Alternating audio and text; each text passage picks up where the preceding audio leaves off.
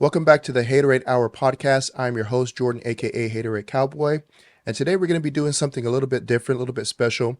I've got Harbottle audio on the stream today, and we're going to be talking about Subwoofer 101. So for those of you that are just getting into home theater, maybe you're starting to think about building your home theater, or maybe you already have a home theater, but you want to know a little bit more the basics on getting the proper type of subwoofer, some of the components, what you should be looking for when buying a subwoofer.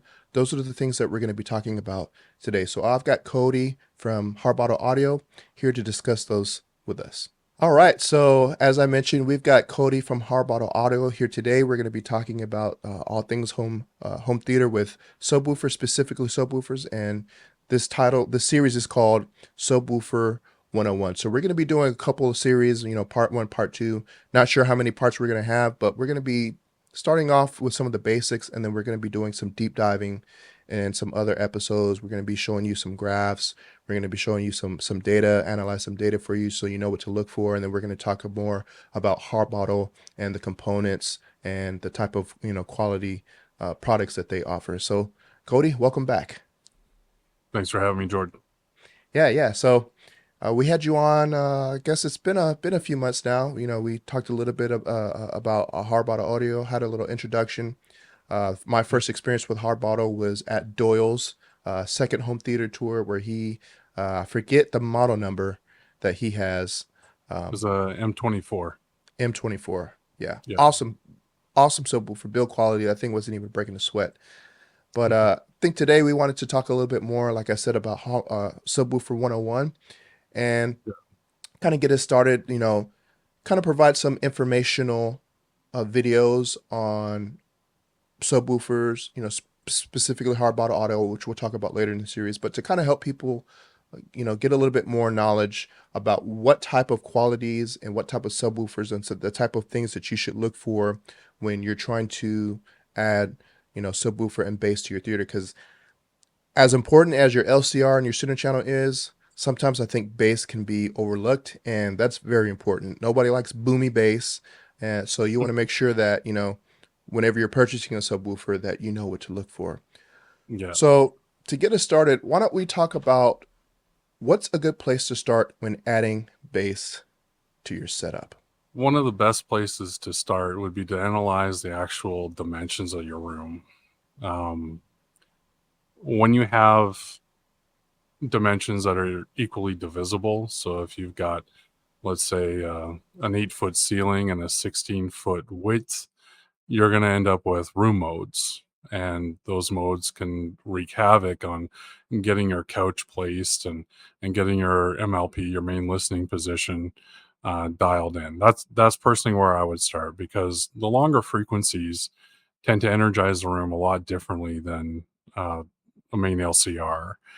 Subwoofer frequencies, they tend to get a little bit more hairy.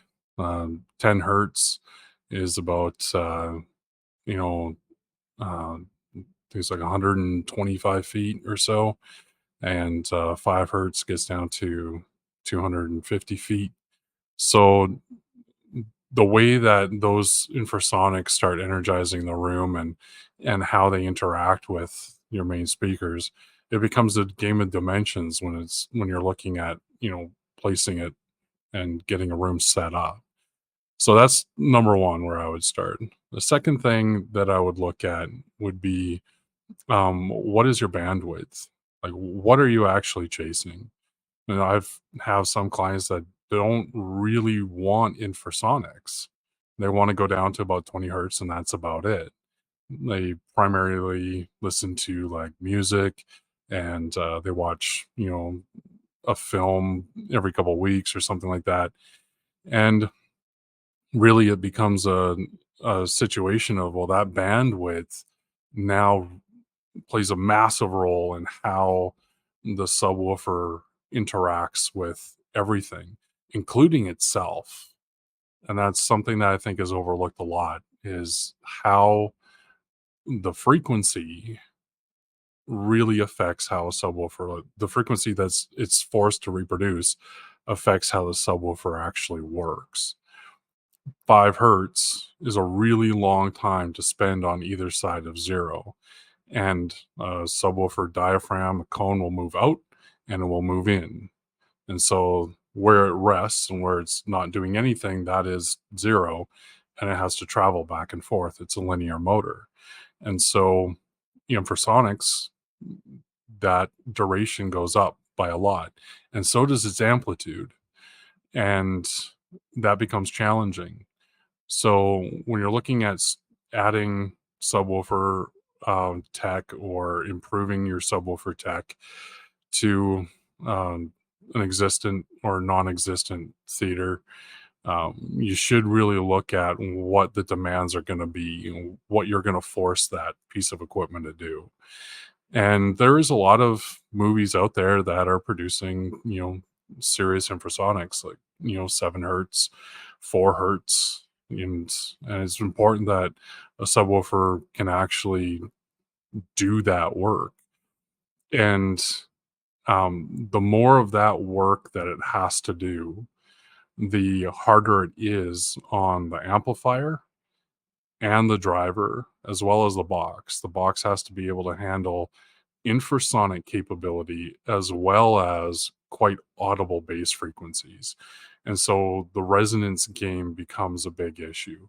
So dialing into build quality, bandwidth, and how reliable the amplification is, how well it can operate within its designated bandwidth, those are all key components. And the thing that ties it all together is the DSP tech. So what is the manufacturer using in terms of signal processing in order to make that amplifier, driver, and enclosure remain composed throughout its lifetime and throughout the content that it's being exposed to. So those are the places that I personally would start when looking at subwoofer tech. So I'm glad that you mentioned infrasonics, because that's a good segue into our next question. But tell me a little bit more, or tell our audience a little bit more about infrasonics, what the difference is. You kind of touched on it, but what's the difference between, your standard bass frequencies and infrasonics? Where does infrasonics start, and why is that important to make sure that you have both of those frequencies covered when you're, building a home theater and you're trying to get the best bass possible? So infrasonics, in Harbottle speak, is the sound of reality. When you're walking down the street and you hear a big truck coming, chances are you're going to feel that big giant truck before you actually hear it or see it. It's you feel like a disturbance in the force. It's the tactile moving and shaking of the world around you. So wind is notoriously infrasonic. You can hear wind, yes, but people will feel the slightest breeze. Um, if you're on a suspension bridge in your car, chances are you'll be able to feel the pulsations of the bridge, even though you're in a car that has suspension components in it. You'll be able to feel it wiggle and sway and all of those things. And that is a form of infrasonics. It's how things move around you that gives you intelligent feedback as to what your environment is like. So you can, assess danger, you can derive pleasure, you can, enjoy what's going on around you. Now, in terms of audio, infrasonics happens pretty much everywhere. Like, I was a drummer for quite a long time, and I really liked my kick to be tuned really, really deep. And I liked a nice, healthy amount of sustain on it so that it felt like it was kind of going through you, which, again, that's more of an infrasonic type of character. You can feel it before or in tandem with hearing it, and that's a real key component to in my perspective, it's a key component to observing reality or having things content feel real. and that's what I specialize in. Now, when it comes to what is audible and what isn't, generally speaking, people kind of call the 25 hertz mark, sometimes even 20 hertz, kind of the cutoff point to audible bass, and anything below that point, it will drop off, and you don't really hear much of it. But with amplitude, you can hear infrasonics. It has to get really, really loud, but you can hear it and you can definitely feel it. And the further you go down, the harder it is to hear, to the point where it truly is inaudible. The point that I'm making is that it's a sliding scale, and it depends on the observer's powers of perception and what they can separate from reality versus like a placebo effect, or the effect of being thrilled. So when it comes to the differences between what is audible and what isn't audible, there's a big huge transition. And what I tell my clients is anywhere from about 150 hertz, and a lot of people will disagree. I mean, even my own partners, disagree with me on this, but in my perspective, it's around 100 hertz. For others, it's about 100 hertz, and for myself, it's about 150. Frequencies start to change very violently and rapidly. The rate of change is absolutely astronomical. And that is primarily what a subwoofer has to contend with. It's that rate of change. Above 150 hertz, drivers move very, very little. They can run very low inductance and get very nice wide bandwidth out of them, and they don't really have to worry too much about the impedance peak. A lot of tweeters work that way, where there's very, very little change in impedance, and so the stroke demands of the driver um, really become a lot easier to manage. Although they still are there, they're easier to manage, and that's why tweeters and upper mid-range drivers, they kind of get this. It's not that they can't do any wrong, but you know people will gravitate to ones that really sound good because they can really hear that change. They can really hear what's pleasing to them, and it's giving them some feedback. But to do that is really not that difficult. Like it can be difficult, but it also allows for a huge variety um of technology and execution of that engineering that leads to a massive variety of results. But as you drop in frequencies, it becomes really, really challenging. I mean, my company is one of a handful that produces big 24-inch subwoofers. And there's, a couple other companies that are doing, or a few other companies that are doing, 32s and really large diameter subwoofers.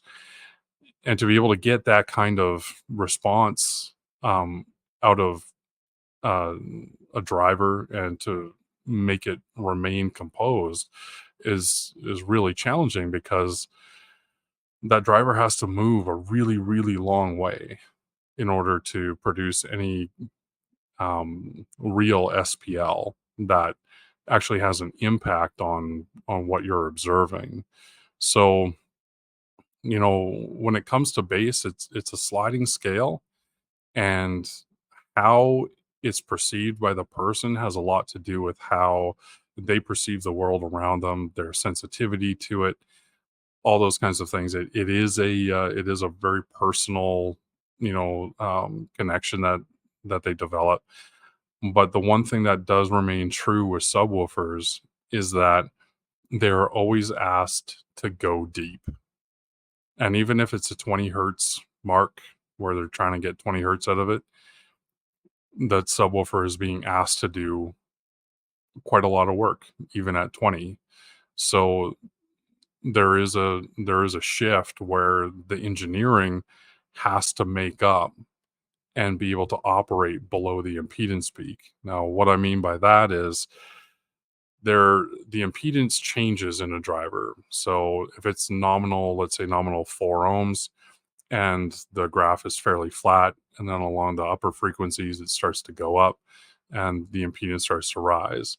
But in the lower frequencies, you'll see a bump that comes up and then comes back down. And that bump in the impedance, that marks where the driver will be what's called stroke limited. In other words, it's very easy ish, depending, but it's easier. It doesn't require as much power to hit the limit of the stroke of the driver below that impedance peak. Now, where is that impedance peak? If that impedance peak is, let's say, at 35, 40 hertz, and you're asking 20 from the driver or 20 from the subwoofer, that means you're going to be stroke limiting that driver at some point between 20 and 40 hertz. Like here's the mark, and it's below the impedance peak. So chances are you lean on the volume knob enough and you will actually stroke limit the driver, or get it to a position where the safety circuitry has to kick in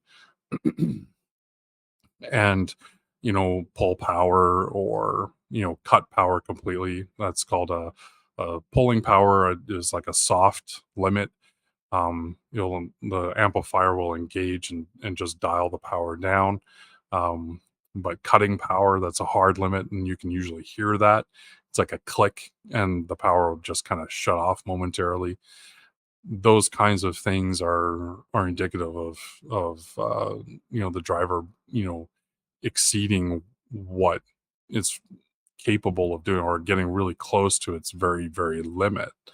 And all subwoofers are subject to that. So understanding that, as the frequencies are getting longer, like they take up many, many feet, as they get longer, the power demand changes and the stroke demand changes. And not only does the driver have to complete a cycle, so it'll have to spend X amount of time on either side of zero because it's a sine wave. So it'll have to go plus and negative, and it has to complete a full cycle. That duration of time that the driver has to sit on either side of zero to produce that base frequency, that is really taxing. It's taxing on the amplifier and the driver. And that changes as the frequencies change. So if you have a subwoofer that's doing 100 hertz all the way down to, let's say, 10 or 5, and we rate our subwoofers for 5, so I use 5 as a benchmark very often. The rate of change has to be compensated for. So when you're examining your system and your goals, dialing into just the fact and acknowledging the fact that the subwoofer has a very hard life, and it's being asked to produce something that is really quite difficult at the extremes, as well as very high SPLs. Like, if you look at a Harman curve, not only do the base frequencies change very rapidly, from 100 150 hertz down, with the Harman curve, usually the request for more amplitude or more SPL, more volume, goes up the further you go down in frequency. So those demands really start stacking up, and just acknowledging that base changes in a bandwidth of the subwoofer very rapidly is a such a awesome tool to have. Okay, so we talked about, infrasonics, the differences between, your standard bass frequencies, above 150 hertz, below 150 hertz. But it sounds like even just infrasonics by itself, that's a tough task for a subwoofer. And all subwoofers are not created equal. I'm sure there's quite a lot more subwoofers now that can reproduce infrasonics, but you're talking about, like you mentioned, it's got to be well built. So why don't you tell us No, what type of engineering aspects should a person look for when they're looking for, not only just a solidly built subwoofer, but also, something that can play the whole spectrum, including infrasonics. you want to look for something that is composed. Like, I ask people that, like, because of my reputation, I'm honestly not biased when it comes to speakers, because there are genuinely speakers that do better jobs for specific goals than another speaker. Like, even my stuff, like, I've told people straight up, listen, you're asking, about my gear, but in all honesty, something else is probably going to fit better. And um the thing that you want to look for is, you can always start by asking, what sort of guarantees does the manufacturer provide, right? Like, what is their testing? If they're doing third party testing, what is their testing based off of? For us, we provide guarantees on stroke, which actually totally works around so much of, conventional testing, because without what happens when you have a stroke guarantee, because you're working below the impedance peak so much, the power that it takes to get to that stroke level, that automatically applies to everything above the impedance peak. Because at that point, full bandwidth, yeah, you might be using, I don't know, let's say, um, 50 volts and, 20 amps in the very, very low end. But that also means that full open, that amplifier is probably putting out like 150 or 160 volts above the impedance peak. And the entire bandwidth benefits from the fact that the driver can actually hit a stroke limit, not only just being able to do it, but being able to handle power across the whole bandwidth for a huge amount of time. So, duration of a movie, or anything, prolonged listening session. Like, in our shop, we listen to music like 10, 12 hours a day, and we have our audio systems and our subwoofers pumping like all the time. And that stroke limit really helps, because we hit some pretty wicked dBs. And you know looking for a guarantee of some kind, or some verification of bandwidth, utility, like being able to actually use it within a stated bandwidth. And then look at the company's reputation. Do they have a reputation of kind of embellishing their product capabilities, or are they more along the lines of, um, like, um, conservative, but unvarnished, whatever it takes. And it's different strokes for different folks. Some people, they really like CEA 2010. Other people like, having connection with their sales rep. Another person, a lot of my clients, they like having connection with the engineer, myself, that actually, does all the work. They're kind of getting information from the horse's mouth that way. And those different personality types, they need different things. So when it comes to, like, what should a person look for? Well, they should look for what makes them comfortable. Number one. Number two, look at reputation, and then try to stack it up against a guarantee, or if they have a guarantee, or anything that's a little bit past, just like a little bit past, personal perspective, or word of mouth. I vouch for this, et cetera, et cetera, et cetera, because one person's viewpoint might not be the viewpoint that the prospective buyer would share, right? There could be some differences there. So from a technical standpoint, you want to look at what the technology is geared to do. So from my perspective, a lot of subwoofers are very optimistic in their ratings. And it's not necessarily a bad thing, because when you do testing, you do have to verify that the thing can actually do that test. And if it does the test and then it produces a number, well, then that number is true because it produced the number. Now, what does the number mean? And that's the bigger underlying current in the entire conversation of, what specifically to look for. Outside of what do the numbers mean, which is a massive conversation, we can look at things like build quality. What is the warranty rate on these things? Does a manufacturer, you know, constantly have amplifier problems, or are their drivers blowing up? What conditions are the drivers blowing up under?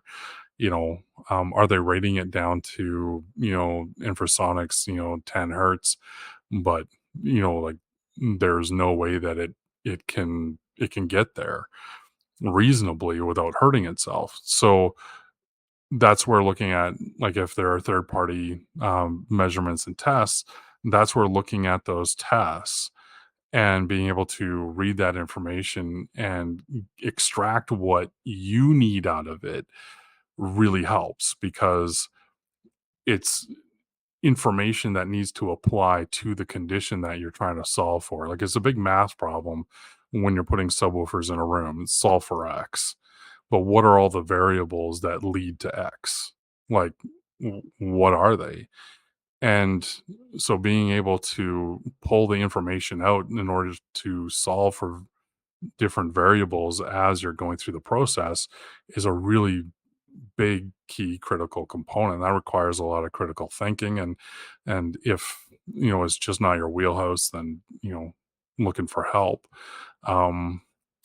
Box material, you're going to want something, any subwoofer that can do infrasonics reasonably, the box is going to be pretty serious. And that's a big thing, because the box really takes a beating. My background is in structural engineering, and so I don't design our boxes, I engineer them. I engineer them for extreme abuse, because they get abused in a very extreme way. And they have to be able to handle what the driver can dish out. So box construction, that's a big one. I'm personally not a fan of MDF. It does have, or HDF. Um, it does have its place though, and some subwoofers work well with it. I use Baltic birch, and on my carbon series, I add in carbon fiber to reinforce the enclosure. So, from that standpoint, I tend to go a little bit further than, what the industry norm would be. So, as a good rule of thumb, just as a touchstone, box material, looking for Baltic birch, or very sturdy material. And then like I said earlier, like amplifier longevity, that's a really big one. And then DSP. So a lot of DSPs in subwoofers are locked off. Like, it's very rare that anybody would have access to a DSP module that lets them see all the hardcore programming. But there's like sampling rates, which are pretty well published, and getting something with a really good high sampling rate and a good high bit rate, that's a big win, because what it's going to do is it's not, that processing capability is not going to be the weakest link in the chain. Quite often a lot of processors, like preprocessors, like Trinovs and Storm and so on, they'll process at a specified rate. Well, getting a subwoofer that can match that, so at least they're processing at the same rate, you know, that's just going to provide some continuity, which is good. And that can really, I wouldn't say is going to clean anything up specifically or lead to a big performance boost, but that you have continuity of at least processing rates, which is helpful, and that will in turn, because it is a thing that you're going to want to look at, in terms of probably future expansions, like upgrading a processor or upgrading some aspect of your audio system, knowing that your subwoofer is, working at least as good, if not better, than your processor, and that can save you from having to buy more subwoofers or better subwoofers later on. So that's a good way to kind of future proof your subwoofer purchases and prevent, or at least slow down the upgrade-itis, like when you get when you're just not quite satisfied, it can kind of prolong that at least. So, that's one thing that a lot of my clients, are gunning for, is future-proofing their systems. So that's my personal take on what to look for. Okay, so we've talked about where to start when looking for a good subwoofer. We talked about the type of engineering aspects that you should be looking for, the box, the plate amplifier, all that good stuff. And you started talking right there at the end about processing power, your type of processor. You mentioned Trinov, Storm, and there's other processors out there, Emotiva, they Mhm. Marantz, all those, companies. But when and I guess processor, and you can kind of elaborate on that a little bit if you want to, processor receiver. But when you're looking for a processor to process your audio, including your speakers, what type of processing technology specifically is required in a processor to pair with, you've got this high-end subwoofer that can do infrasonics. You obviously want to make sure that you can process the audio from that accurately. So what is some type of processing technology that's, required in a processor? All right. So the first thing that you want to look at is, the output voltage on the LFE signal. So you'll have an LFE channel that is dedicated to your subwoofer, or you'll have, I don't know, three, four, six of them, depending on the extent of your processor. And you want to look at what kind of voltage you're you're kicking out, and that voltage is going to give you a really good indication as to what sort of gain you're going to have. Now, And real quick, um, where would somebody find that information? Is it going to be in the manual when you get it, or is that something that you should look, hopefully they post it on their website before you even yeah, purchase it? Okay. yeah, post it on the website.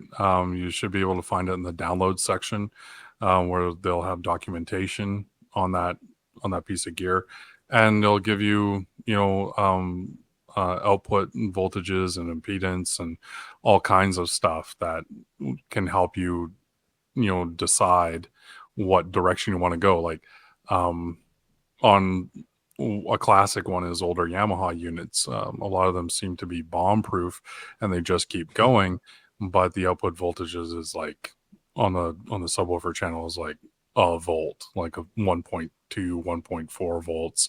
It's super, super low.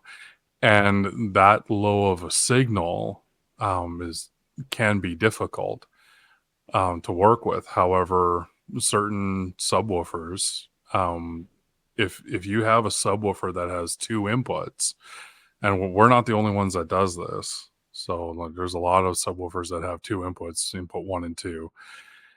A lot of them, if you run a splitter on on your cable and you split your subwoofer LFE channel, into input 1 and input 2, what you're actually doing is running those inputs in parallel, which essentially doubles your voltage input before the processor inside the subwoofer. So you're not doubling your gain and just like, pre-doubling and turning up the gain volume or the gain knob a whole bunch. You're not doing that.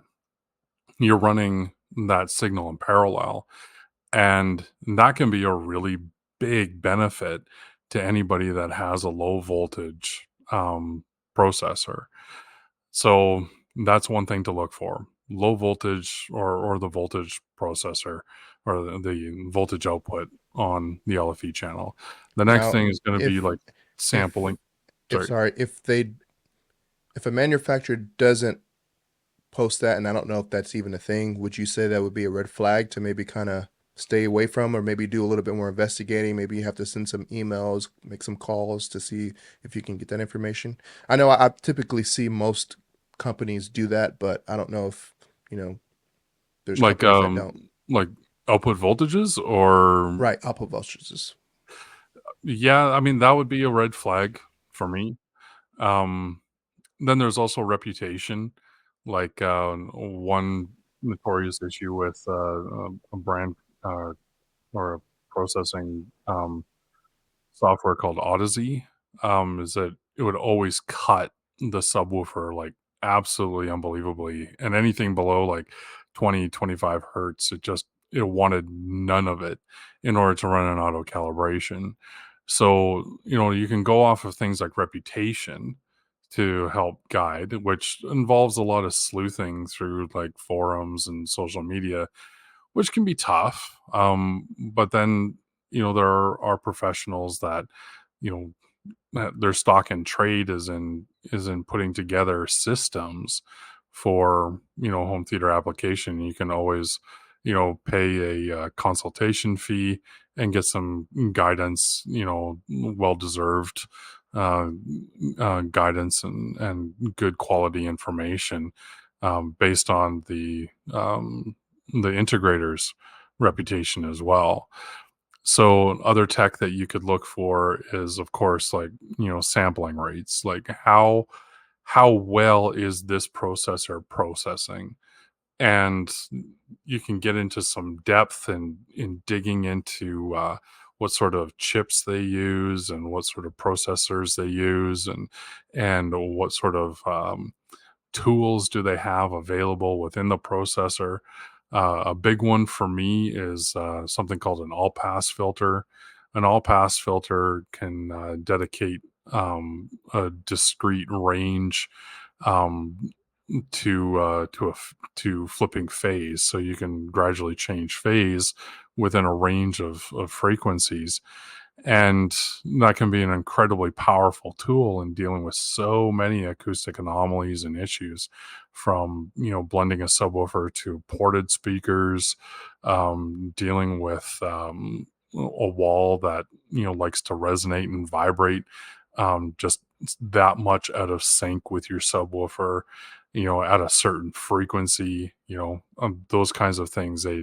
They really tend to help out a lot, and that involves just getting down and dirty with the owner's manual and downloadable documents from the manufacturer and seeing what their stuff is made of, and then taking that information and then looking at other sources, reviews and reputable um, uh, integrators and calibrators, and seeing what they say, and then looking at kind of like point of view reviews, from other buyers, other purchasers.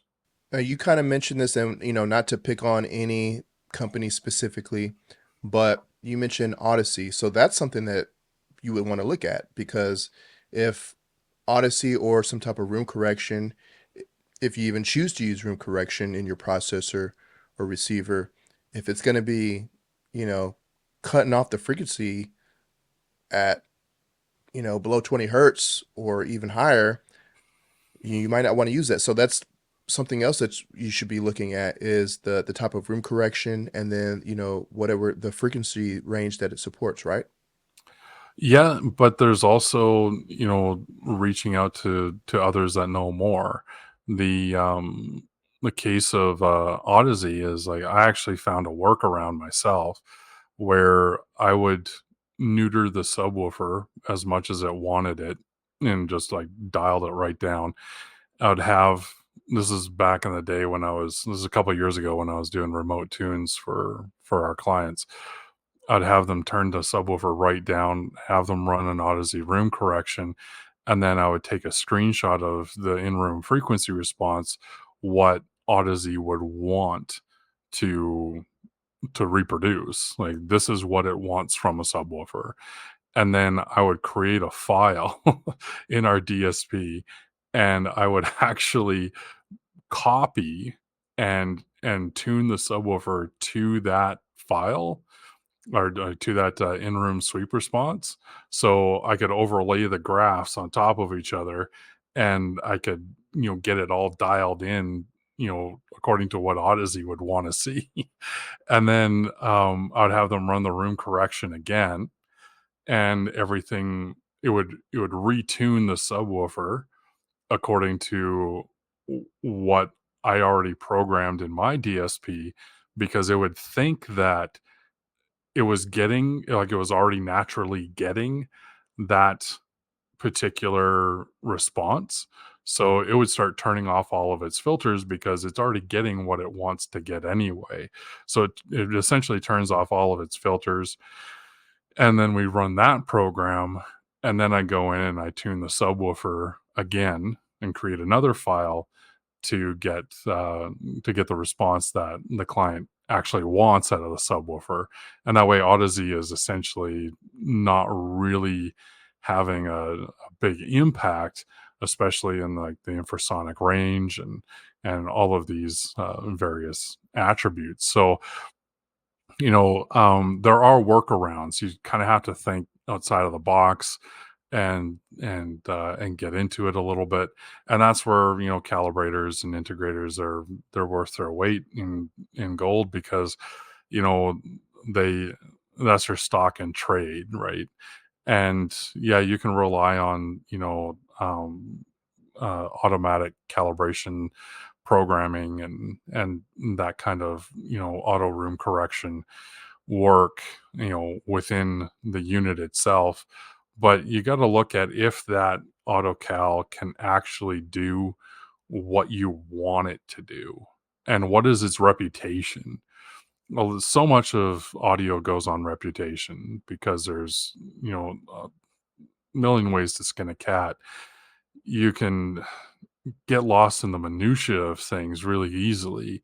So the idea would be to, look at what's around you and available, and then try to get the best advice that you can based on where you are and what products are available to you. But bandwidth and SPL, those two things, if you know your bandwidth and if you know your SPL requirements within that bandwidth, you're miles ahead right away, because you'll be able to look at what an auto calibration system is capable of doing and make an immediate decision, like right away. Yes, it's going to work, or possibly not. The odds are, it's not going to go the direction that I want it to go. And or it's going to be too much. Like, it might be so over the top processing that you won't use half of it. So you can start making decisions just by qualifying what it is that you're after. And that's where researching things like the Harman curve and, getting some demos in that allow you to kind of get the idea of what various tune states of tune would be like, then it can at least gives you some targets to shoot for. And that is coming back to technology that really syncs that up, and you're spot on. Getting the capability of your processor well in mind, that's absolutely huge. That's a big, big, big key to the puzzle. Okay, so yeah, a lot of information, a lot of workarounds, and I think that's something that a lot of people maybe don't necessarily think about. We get our processors or receivers and we think, oh, I've got Odyssey X32, or I got the, Direct Live bass control, Direct Live bass control, full frequency band. So those are a lot of things that, we need to actually pay attention to. So, which is why we're doing this stream, because, I'm learning things as you're talking about it, things where I'm like, oh yeah, that makes sense. I've never really thought about that before. When buying a processor, we typically look at, with a processor, you're going to be, supplying your own power. But with receivers, we see a lot of the numbers. Oh, this has, 150 watts per channel, 200 watts per channel. But then we're not looking at the other, important stuff like that. So Yeah. I guess our final question, on this part one is going to be, how many subwoofers should you look to add to your setup? Now, everybody's room is different. No rooms, two rooms are going to be the same. Everybody has different floor plans, whether it's a custom home. If you have a custom home, then you can, probably, if you have the opportunity to build it from the ground up, then you probably can build your room, the best way possible. But most of us live in cookie cutter houses, so we're kind of at the mercy of what the builder provides us. But when we're looking at bass, I think this is also another area where most people don't really necessarily think about. You get one subwoofer, oh, this is great. But then you also have to think, if you have multiple seating, or if you have, you know, stadium seating, everybody's going to get a different experience wherever they sit, depending on the bass. So, how many subwoofers should you look, or should someone look to add to their setup? My default is to start at 2. Myself personally, I run 1. But Interesting. Okay. I mean, I also put everything that I have into my company. So like I have a living room home theater, but it's like a 2.1 setup, and I put all my efforts and energy into different things. Like I run fully active. I don't have any passive crossovers. So I've got, a 6-channel amp. 4 channels are dedicated to my mids and tweeters, and the other 2 channels I use for testing different speakers that I design. And then I've got a little custom 12-inch subwoofer that I built. And so like my priority sets, it's a little bit different. Like it definitely doesn't fall in the same um, uh, um, continent as, people looking to build, like even put together like a living room HT, like it's just a different concept. But what I find, just in terms of being able to control the system, I've got a couple of reps of mine, Niall at Acoustic Frontiers and Jeff at Bison HTA.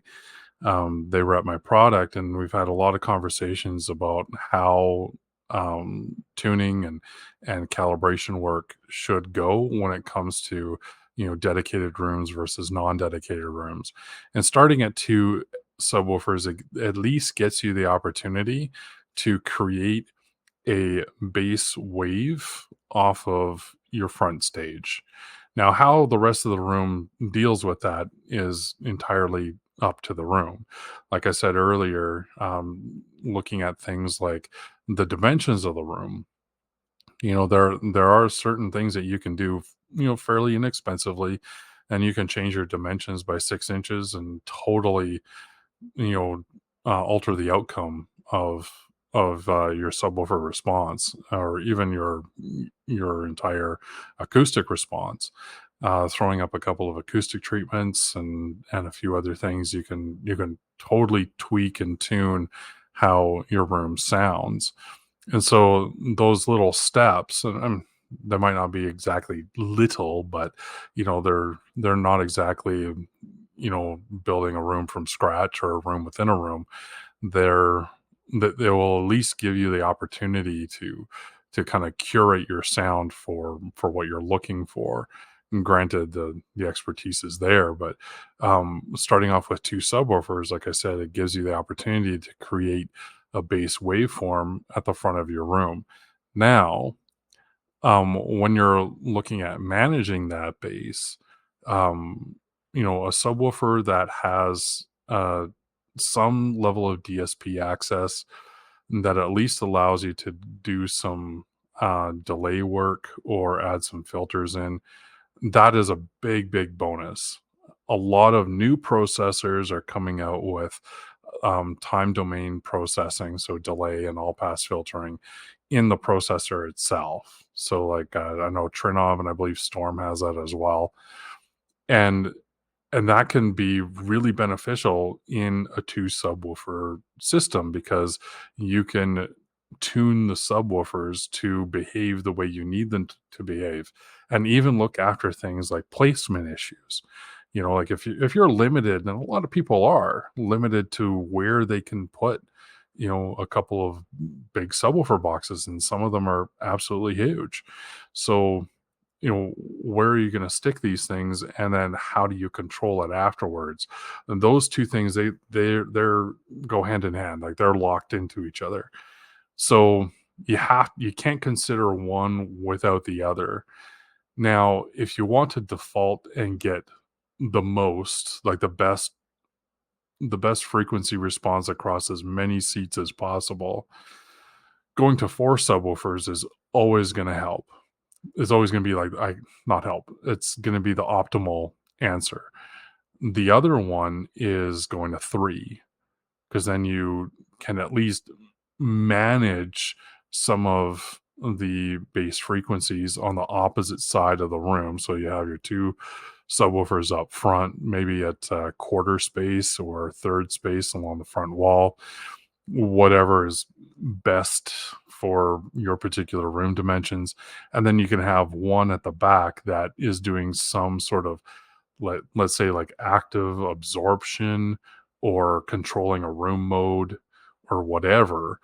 And before you ask, I don't know if you're going to ask, but this usually comes when I have this discussion with clients.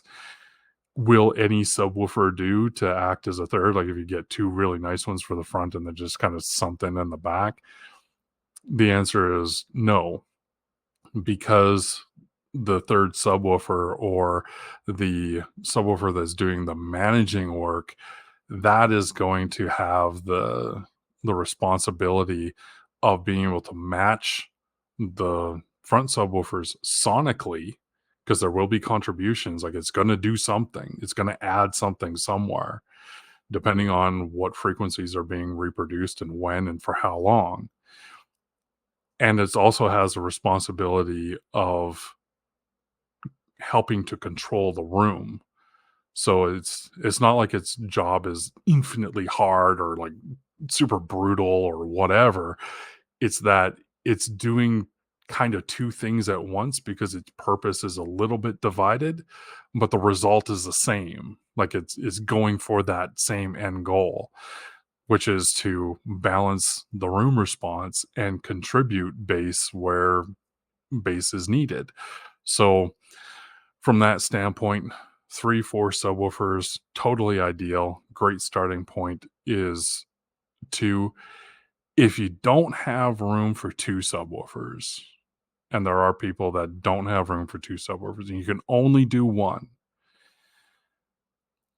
Now, this is going to sound like I'm, kind of promoting here. Get the best one that you can afford. Like, take your budget and add whatever you can to it and save your money. I don't know, do whatever it takes, So because basically, don't skimp on your subwoofers, especially if you can only get one. you So can, just to kind of yeah, interject here, if you can only get one, you only have room for one, or maybe you're dealing with the wife acceptance factor, and she says no, only one. What is the minimum? What is the minimum driver size that you would recommend if you can only get one subwoofer? Obviously, there's a lot more factors that play into that, like the size of your room, but if you could only choose one, where would you start with the driver size? What's the minimum requirement that you would recommend? I would say a dual 12 or dual 15. Now, I would like to see two front firing subwoofers. I'm not a huge fan of push pull. Um, some people might not know what that is. I'm not a huge fan of it. There are some compromises within that particular design that um, they are good within the range that they're good, and when they become not good, it's really apparent. So their ceilings are really hard ceiling. Like they get to a point. It's like servo subs. They get to a point and they can't do anymore. Um, so that that kind of aspect, I would like to see two front firing 12s or 15s because most people can go vertical, right? Like, it's rare that there is there's a vertical limitation, um, especially when you're looking at like corner placement or something like that, and the subwoofer discussion is being had because there's going to be, you know, um, compromises being made already just for the fact that a subwoofer is going to be entering the home, right? Like, you know, everybody should be on board, to a greater or lesser extent. So, when it comes to that's where I would shoot. Now, if it's a vertical limitation, see about putting the thing on its side. You know, um, just because what you get out of a dual subwoofer is you get that extra cone area. Now, for dual front firing, you're getting extra cone area that is in touch with the actual air. So that cone area equals more displacement, and you know, um, Newton's third law: every action there's an equal and opposite reaction. If you're displacing air and you're you know exercising force on that air, then you're going to reap the benefits of that. And like we said earlier, we kind of established that a subwoofer's job is to provide the sense of reality. Now, with the big giant caveat that a lot of that reality has to do with the quality of the mix and the engineer in the studio. If they put together a bad mix, it's a bad mix. Like you can't fix that with any amount of subs or tuning or whatever. Well, I mean, some guy actually, yeah, BEQ, right? They kind of help fix certain movies by fixing up the low end a little bit, but it's like content specific, right? As like a one time fix for absolutely everything. You can't repair a bad mix when it's just a garbage job. So um so having would cone area and contact with the air is going to be a big thing. So that's where I'd put my money. okay. So if possible, dual 12 or 15 inches. And I'm sure this can be an entirely another topic, but on that, sealed or ported. So you can only Ooh, do one sub. And like I said, we can talk about this probably a whole nother episode by itself, but just briefly, one if you could only have one sub. So you said is it the prefer. forever sub? Like, is this the one and done? I'd say just let's say maybe someone is getting started. They don't have the money to get their dream system yet, but hey, I need to get some subs in here. I can only get one sub. My wife said I can only do one. They can do, the dual, either 12 or 15-inch, ported Yeah. or sealed. Okay, so this is actually a test that I get clients to do. Like, this is something that I actually do. I tell them to get their favorite piece of music, all right, and listen to it. And when they're done, write on a piece of paper what they wanted to hear out of it in terms of bass. Then I get them to watch their favorite movie, start to finish, no interruptions, and get them to write down where they felt they were missing something and applied in sensation. So boom, chest punch, like I want to feel it in my chest, right? I want to feel the sound waves push through me. That's another one. Um, what's another phrase? Uh, um, yeah, like a earthquake. Like I want to feel everything shaking. Um, in terms of helicopters, this is a big one with helicopters. It comes up quite a lot more often than I would ever suspect or ever would have thought. Um, but helicopters, I want to feel the wind swirling around me when the camera goes underneath a helicopter. I want to feel like the wind swirling around me. That's a big thing. Now, based on that list of priorities, so when they're listening to music, that bass, is it deep enough? Is it hitting you in the chest good enough? Is it when gunfire is going off, are you feeling the recoil even though you're not there? Like what are the sensations that you're getting versus what are you expecting and feel that you're missing? And what that does is it lays out a set of priorities, like what that person wants out of a subwoofer.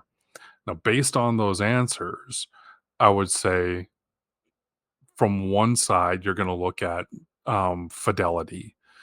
So some people will say, I'm missing this, or this is too much.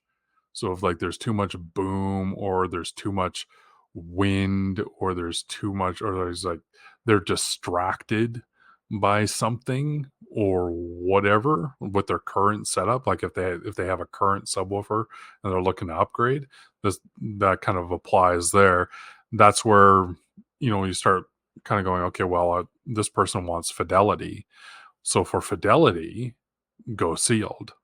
You're going to get lower extension, but you're not going to get as much output because you don't have the port leveraging the movement of the driver at the port tune frequencies. So there's that aspect. Fidelity. Do I want the sound to sound natural and good? Okay. Now, ported can sound natural and it can sound good, but it's all up to the engineering capability of the subwoofer designer. So then that's another point where you go back to subwoofer designer reputation. Um, if you are noticing phrases like, there's port chuffing, well, that can be distracting. If you're looking for fidelity, port chuffing isn't going to be the way to get there because it's literally more noise that isn't part of the program playback. So, you know, that's one aspect. But if the person's like a heavy gamer, or they're just watching movies and they just want as much output as possible. So if their answers to questions are it's not loud enough, like on every single point, then go ported, because at port tune you're going to get more SPL. That's just like a straight it's a straight cross equation. It's just like port, I'm going to get more SPL, and if my goal is like I need it louder, then get the thing that goes louder.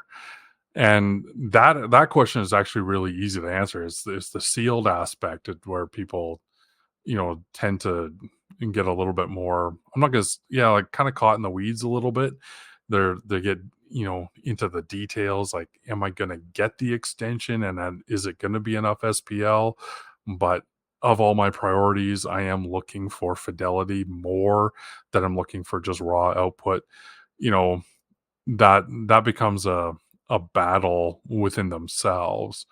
So it can be a little bit challenging, but if you stick the course, you write down your thoughts when you're listening to your favorite thing, and it has to be your favorite, like something that really hits home, because that emotional connection is going to drive that that question, what am I missing? Like what do I want out of this? If I want something more, then I have to think about what I want. And so if you really like that thing, then that emotional attachment is going to help drive some fairly truthful answers. In my experience, they've been fairly truthful. So I that's the way that I approach that particular aspect. It's self-reflection, but it generally renders some pretty solid results. Like I haven't had a complaint yet. So All right, guys. Well, I hope you enjoyed this part one of Bass 101 with Harbottle Audio and Cody.